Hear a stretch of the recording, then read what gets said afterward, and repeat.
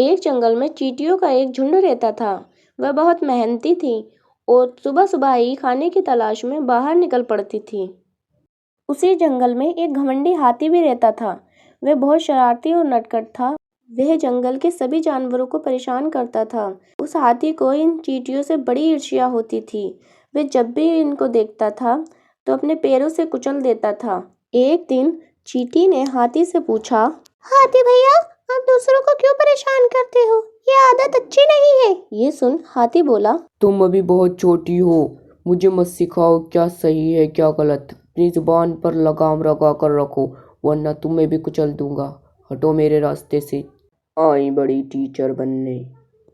ये सुन चींटी निराश हुई, लेकिन उसने हाथी को सबक सिखाने की ठानी। चींटी पास ही के एक पेड़ पर चढ़ गई और चुपके से हाथी के सूंड में घुस गई और उसे काटना शुरू कर दिया।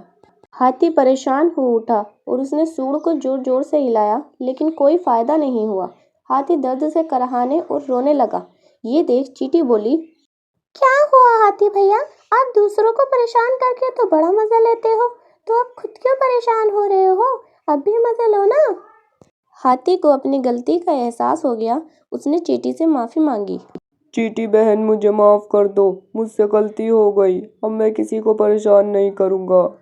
प्लीज मेरे सूंड से बाहर आ जाओ, मुझे तकलीफ हो रही है। चींटी को उस पर दया आ गई और वह सूंड से बाहर निकल आई और उसने हाथी से कहा, हाथी भैया, कभी भी किसी को छोटा और कमजोर नहीं समझना चाहिए।